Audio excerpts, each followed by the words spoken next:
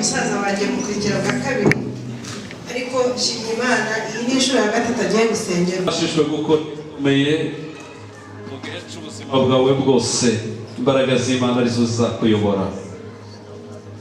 Ngiye guhamagara abakozi b'Imana kugira ngo baze, kuko nta bintu byinshi twarabiganiriye, inyigisho izo zose bazumvishe n'izindi barazize. Ndashaka ko bahaguruka bakaza hano imbere. Turahamagara umushumba Yvette Nyiramahoro gutambuka hano imbere. Turahamagara umushumba Joseph Zarora guhaguruka agatambuka. Turahamagara umushumba Musoni Shumbusho gutambuka. Madamu muherekeze. Madamu wa Pastor Joseph yarasanze arwaye, ariko nimba yasubiranye agatege ashaka kugaruka akava mu ofisi, amaze iminsi yari mu bitaro. Bituma mwabonye asohoka. Reka duhamagare umushumba Mede nawe atambuke igahezabire n'umudamu we.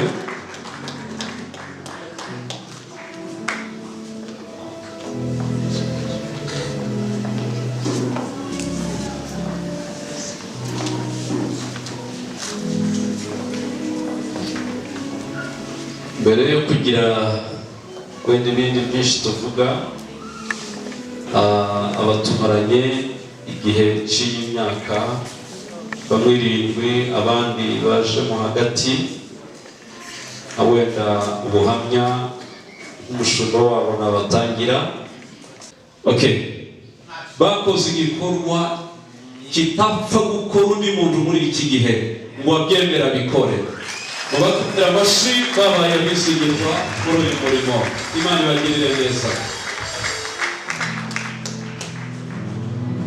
Ndegere ibikorwa twakoranye n'imiruho n'ibindi, ndavuga ati imyaka 7 niyuzura tuzabasukaho amavuta kugira ngo bafate inshingano zose z'itorero, tuyoborane umurimo w'Imana, kuko dufite n'ahandi henshi mu gihugu turi kubyara yandi matorero.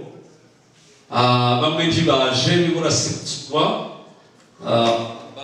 batangiye bene ubu turavuga ati ko twari twatangiye kuja kuyabyara ahantu hatandukanye, korona irabihagarika, kwivuyeho turabikora. Ndavuga ati rero hakwiye kuba hari abashumba bazafasha ayo matorero kuyakirana no kuyitaho. Mu minota itarenze muri bangahe? Muri 4.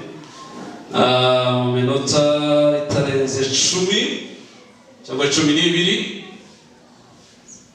ndashaka gusaba wenda ubuhamya ntaburenze iminota 2. Ni minota 2 itarenzeho, wenda ya 2 n'igice cyangana n'irenga 3, mikoro nayikwaka.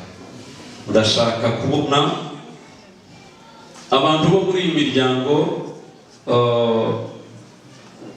babahamya mu minota 2, hanyuma tukabasuka amavuta imiryango. Mushumba Yvette, reka nsabe sebukwe atambuke hano aravuga iminota 2, na musaza we Pastor Yakobo nawe naze, kubera ari abashumba niyo mpamvu bahaye bombi bagire ico bavuga. Nibo bagiye kubatanga, barabatanga mu itorero. Muremera ko uyu murimo bawukora, muremera ko batanga, mubafitiye ubuhamya ko baba bashumba. Ngahe nimugire ico buvuze. Yesu ashimwe. Uyu mwanya ni mutoya, nukuri mwiriwe mbitekereza. Tigeze ukora mu ikanisa ryo mu mashya ibi wabimenye gute wabikuye? Ariko icyo ngiye kuvuga ngo mwitegereze murebye ndamwikinga, ariko reka nshimira abakunga babo pale mani babo. Ariko kandi ibimubamo tiyabikuye mu bakunga, byavutse iwanjye kuko hariho ubwenge bwa kavukire nabivuga, ariko impano zo mu muhamagaro w'Imana, haleluya, nizo muwanjye, nizo muwanjye. Ngo ndebe nanjye uko ameze n'uko yitwaye. Ejo yari yavuze ngo tuzavuga ubuhamya, ngabari abandi bakazana banjye.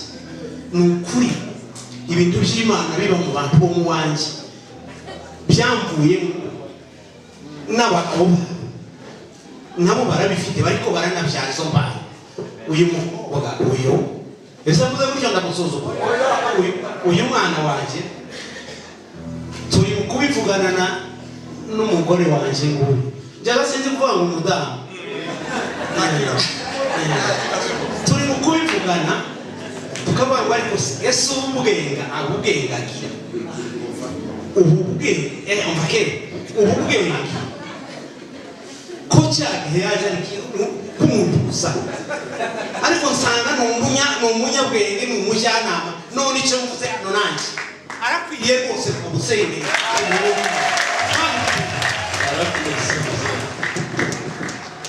Amen. Reka sabe abo ku muryango, umuntu umwe wo ku muryango wa Pasiteri Nzarora Joseph, sabe abaje kumushikira muri famiye aba baraha bahaguruke aho bafite iyo mpano.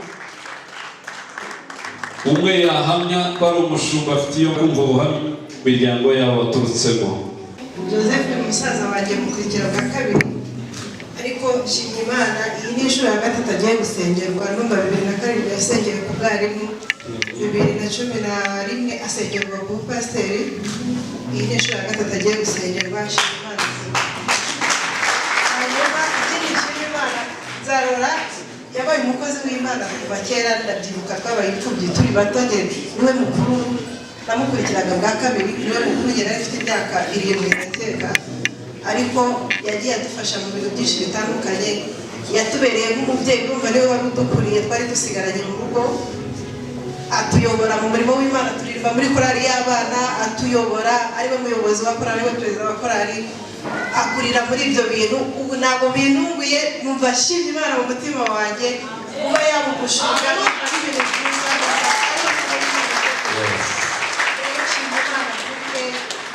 Twarakuze, ariko ndagushimiye, watubereye umubyeyi. Twari tumaze kubura ababyeyi, kandi nawe wari utaragera ku rugero rwo kurera, utari waba urugero rukwiriye rwo kuba waba umubyeyi, ariko watubereye umubyeyi mu gihe ababyeyi batari bahari.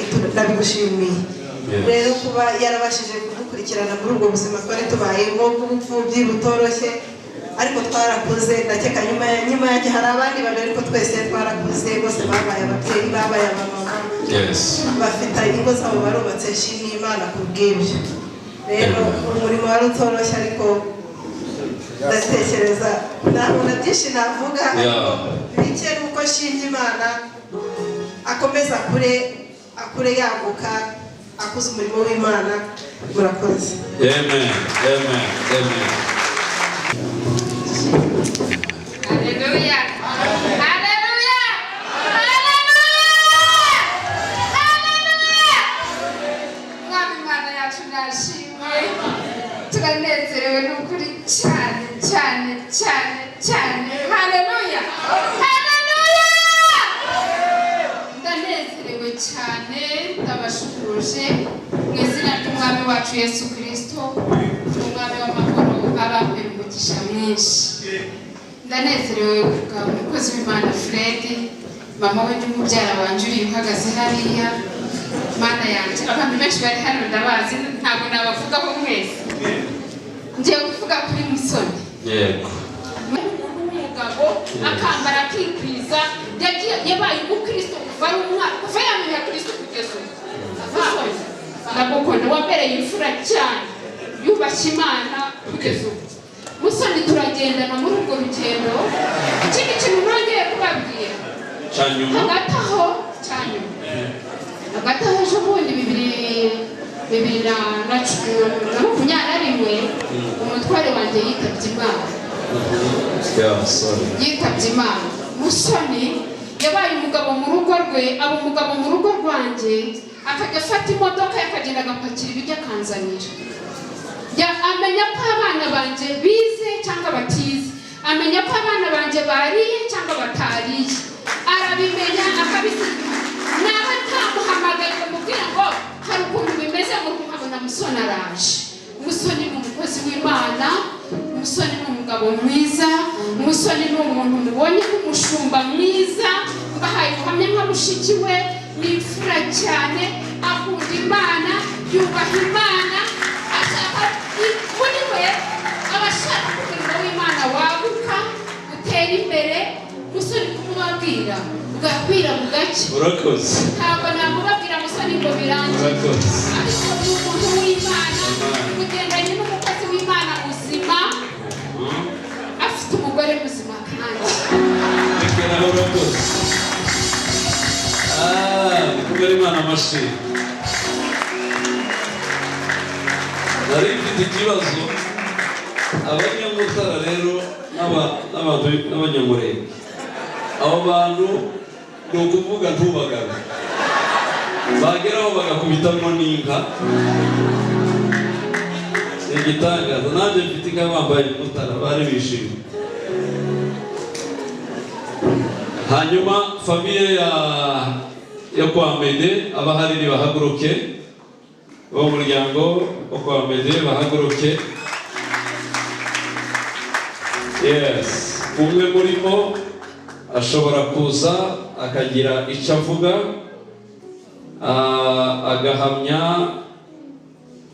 agahamya umwana wabo kandi akamutanga mu muhamagaro. Amen. Yesu ashimwe. Amen. Yesu ashimwe kandi. Amen. Amen.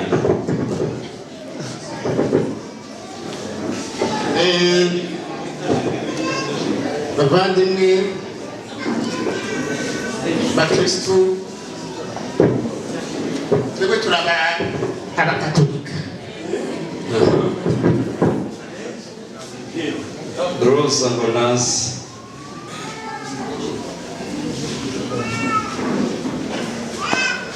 Koresha.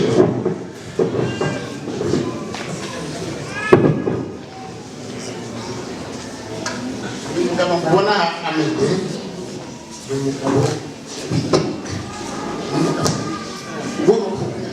umugabo rero Amede avuka mu muryango munini kandi umuryango wisanzuye n'ijambo ry'Imana cyane cyane. Ababyeyi be bose ni abakristo. Guhara Defense ni umukristo w'ukuri. Mama we Sidayigaya Marceline nawe ni umukristo w'ukuri. Afite mu muryango n'umwana agira gatanu mubo bavukana, ariko Amede afite ingabirano Imana yamuhaye, abandi bafite ingabirano. Nicyo gituma rero twebwe tuje gutanga ubuhamya ahantu mbere y'iri shengero, tumushyigikiye. Amede nasigwa amavuta arayakwiye. Yes. Kandi turazi yuko Imana izomwishoboza akabikora, yuko n'umuntu ukunda Imana, n'umuntu ufite ijambo nk'uko pastor yabivuze. Amede afite ingabirano y'Imana ngira ngo abandi bantu badafite, kandi bivuze imbere y'ishengero. Amede ndizeye yuko azobikora kandi Imana ikabimugera umugisha. Murakoze cyane. Imana ibahe. Rosa, tuvugaho? Okay. Tuvuga kuri umwana wacu Amede ni umwana witonda, yavutse garuka nakunaniye, kandi natagaruka uzategereza igihe azapfira uzabone kurongora ubundi. Ariko mu gihe uwo utandukanye n'umugore wawe akiriho, nta wundi wemerewe gushaka no gushakwa. Ubu igisubira muhira ukitwararika ubwami bw'Imana kugeza ku iherezo. Keretse wa wundi mwashakanye akitaba Imana ugashaka ubundi. Abe udakunda ibisindisha, inzoga ntizemewe muri gerizo, uretse kuzinywa ngira ngo no kuzikoraho ntibyemewe. Akaba ugira gahunda mu kubaho kwe kose, ukunda gucumbikira abashitsi. Ibi rwose bizababeho kandi muri beza nabonye mubikora neza. Hari igihe tuba dukora gahunda korari yose igataha kwa musoni, niwe wegereye urusengero cyangwa se ikamanuka ikaja kwa Ameti, bakarara ijoro ryose kwakira abantu 70 ibyo barabishoboye. Iwacu undi twavuga kuva imyaka 27 rushaka hahoraga huzuye, yaba i Bujumbura yaba i Kigali, twapangiye abantu batagira umubare. Abaciye ibyo tubabara ntabwo baba, ni benshi cyane, ni benshi. Uwirukanywe bo muri kaminuza y'u Burundi babirukana bakazi iwacu, bakababwira ngo yazikuriramo wenyine, ntabwo twigeze twirukana keretse uwijyanye wenyine. Ibyo ni madamu wabikoze, yatunze abantu b'iwacu benshi kandi igitangaza bakabatungana simenye igihe yabemereye. Kazajya kumubaza bamaze nk'amezi 7 umwaka, sabo aba baje byane. Okay, utari umunywi wa vino cyangwa umunyarukoni, ahubwo abe umugwaneza, utarwana, utari umukunzi w'imbiya, gukunda amafaranga byose Imana izabibari, muzayakoreshe neza, muzayatunge, ariko ntakababera Imana, ntakababera Imana. Nabibabwiye twarabanye imyaka, nabwiye i Burundi nashunge, twageze ku bantu 2,200 ntarahembwa, imyaka irenga 3. Ndavuga ati tuzahembwa tutarabona itorero. Na hano mu Rwanda niko byagenze, imyaka 7 irashize ntagira salaire.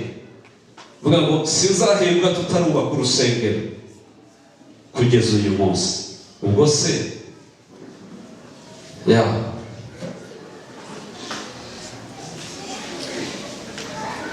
utegeka neza mu rugo rwe, agatera abana be kumvira no kubaha rwose, aka kantu muzagahagarareho.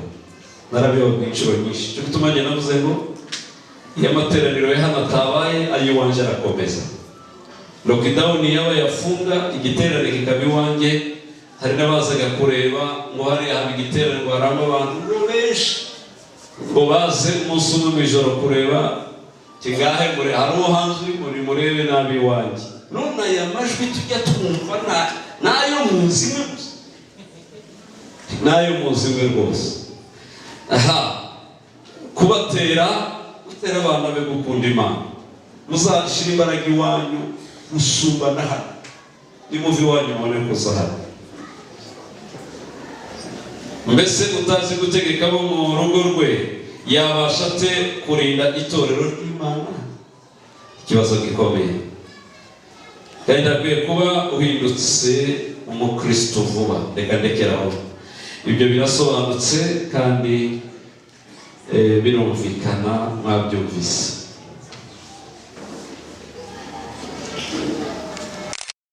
Babona mikoro zibakwira ariko barakoresha amajwi nta kibazo.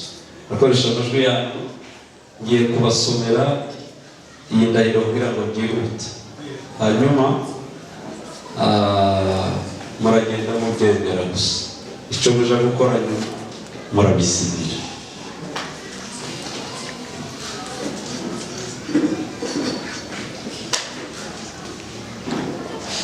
Hano handitse ngo ngewe, ubwo murashiraho amazina yanyu, nemeye kuba umushumba mu itorero rya Ghetto des Ames no mu itorero rya Kristo kubw'umuhamagaro nta gahato karimo. Nimba mubyemeye muvuge ngo yego turabyemeye. Cya kabiri, nemeye kubaha no kubahisha Imana mu itorero no mu isi yose mu myaka yo kubaho kwanjye kose. Ibi murabyemeye ko muzabikora? Cya gatatu, nzakora uyu murimo mu gihe gikwiriye n'ikidakwiriye, ntuze cyangwa nkenye, sinzakorera Imana kubw'inyungu cyangwa indamu iyo ari yo yose, ahubwo nzaharanira ubugingo n'amakamba y'ubwisi. Ibi muzabikora kuko Imana ibibasaba. Niteguye kuzajyaho Imana n'itorero bazantuma rya Gerison des Âmes hose kubw'ubutumwa bwiza. Nzubaha ubuyobozi bukuru bw'itorero nta kuganda cyangwa guhangana uko ariko kose. Ibi murabyemeye muzabikora. Ikindi, nzigisha ijambo ry'Imana ntarigoreka cyangwa ngo ndikoreshe mu nyungu zanjye bwite atari iz'Imana. Murabyemeye ko muzabikora. Nzaharanira kuba isoko y'ubumwe n'urukundo mu itorero rya Kristo no kurwanya amakimbirane ayo ari yo yose mu itorero rya Gerison des Âmes. Ibi muzabikora.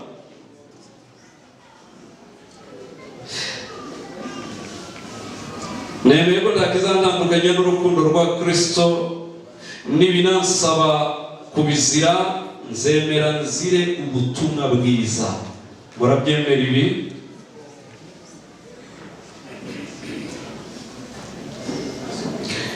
Icyanyuma, ibi ni ibitatira Imana izabimpanire ndetse bikabije. Uko niko mubyemera.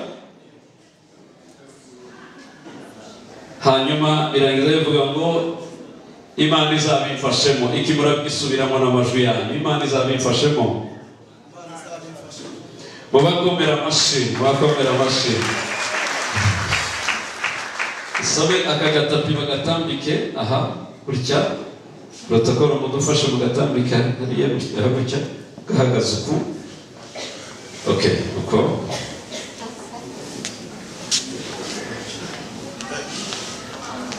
Okay.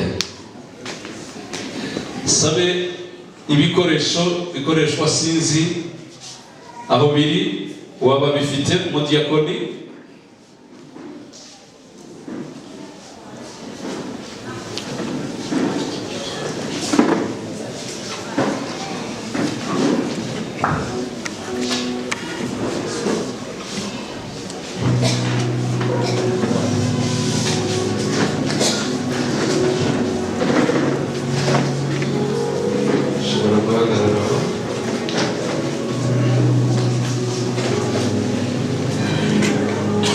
Guhera uyu munsi kuri aya matariki Yvette Nyiramahoro arabanuriwe kuba umushumba mu itorero rya Gerison des Âmes, uzakora mu mwanya cyangwa se mu rwego rw'ubushumba muri titre ya Bishop. Tumusabe yigire hano, yigire imbere.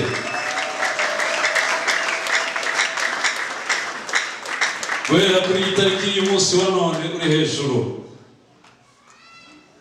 Pastor Joseph Nzarora arabanuriwe kuba umushumba mu itorero rya Gerison des Âmes, ufite uburenganzira ku bintu byose kandi akaba ari mu mwanya nawe ufite titre yo kuba umubishopu mu itorero rya Gerison des Âmes. Guhera iyi tariki y'uyu munsi, umushumba Pastor Musoni arabanuriwe kuba umushumba muri iri torero, wemeye gukora inshingano zose za gishumba muri titre nawe y'umubishopu mu itorero rya Gerison des Âmes. Tumusabe yigire nawe imbere.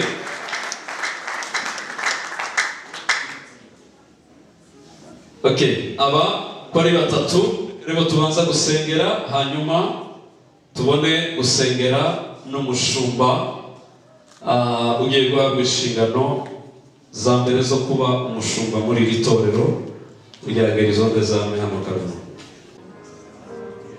Amavuta y'Umwami Imana ari kuri umwuka w'Uwiteka Imana ari kuri njye, yansigiye amavuta. Ngabo barasizwe ngo bakora ibyo ba Dawudi bakoze, ba Petero bakoze. U Rwanda rurabategereje, isi yose irabategereje. Bugesera n'Iburasirazuba, Iburengerazuba, intara zose umujyi wa Kigali birabategereje. Uzabakoresha iby'ubutwari, duhereye uyu munsi wa none uri nyiri ubasha kubikora ku bwa Yesu na ngaya mavuta azakubashisha gukora uyu murimo ukagendera mu butware n'ubusinzi bukomeye. Uwiteka azakuyobore kandi azabigushoboze.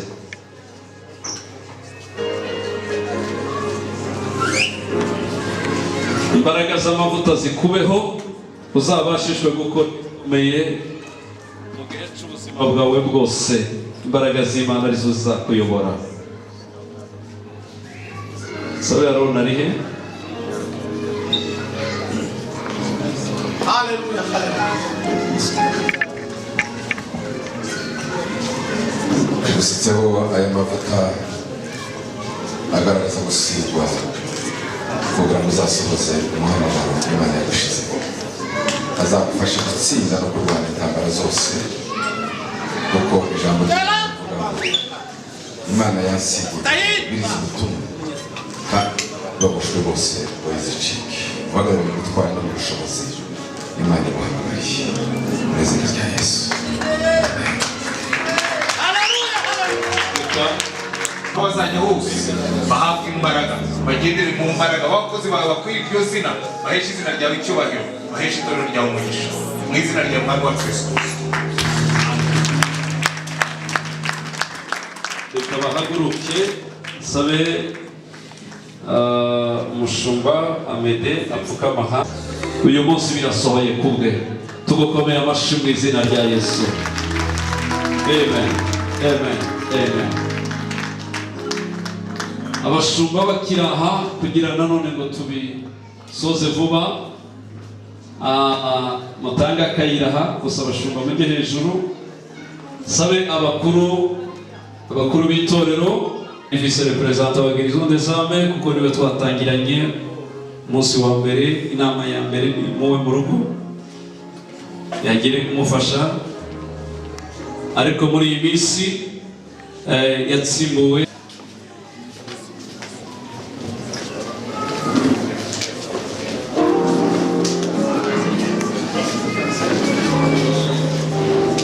Yes.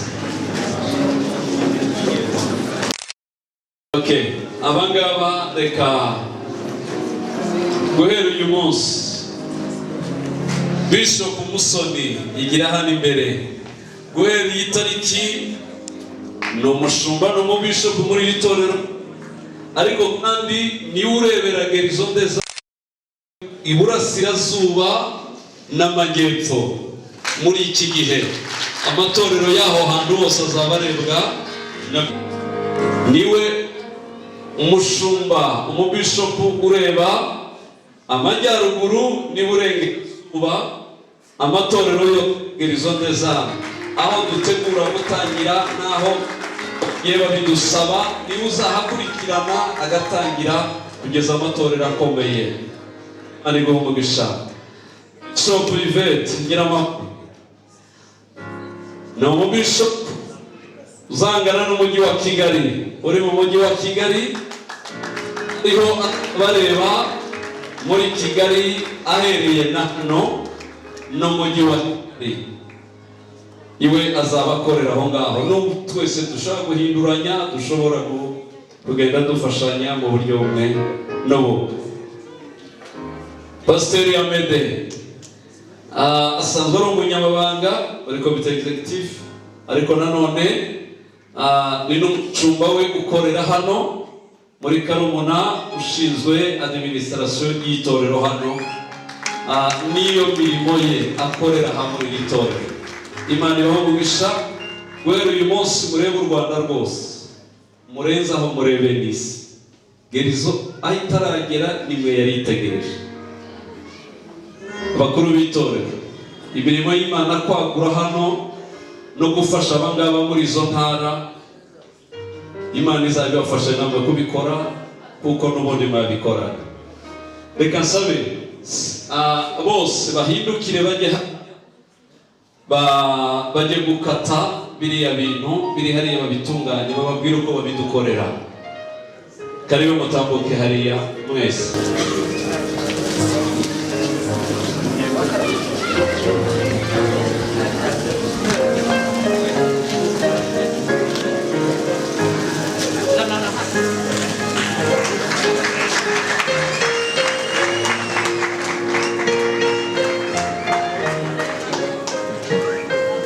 reka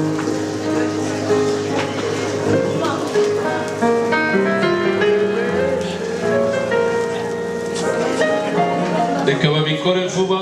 Nibarangiza kubikora, protokolo n'abadiyakoni baramenya uko babigenza.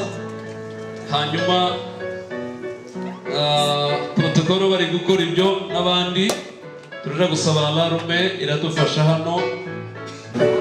Turahita dusoza dusenga sengesho rya nyuma, ariko abakozi b'Imana bose bari bujya ahantu bateguye aha hejuru gato hano haruguru. Abafite impano n'abashaka gushima by'ukuri baravugira aho haruguru. Ni akadine gato kari buberaho bateguye k'abakozi b'Imana babaye hafi, babashigikiye, hamwe n'abo mu miryango yabo. Mbese bafite abantu bagiye batumira bemvita bashaka kubana hariya hantu. Bene alarme nayo mu izina ry'abaririmbyi bose ishobora nayo gutangamo abantu batatu by'ukuri bahagararira alarme n'abahagararira abaririmbyi bose twabaye nabo bagaserukira abandi aho hantu. Ndumva twabikora gutyo kugira ngo ibirori bateguye byabo by'ukuri mubabe hafi, mubashigikire, bishime ko mwababaye hafi. Nimubakomera amashyi ko bara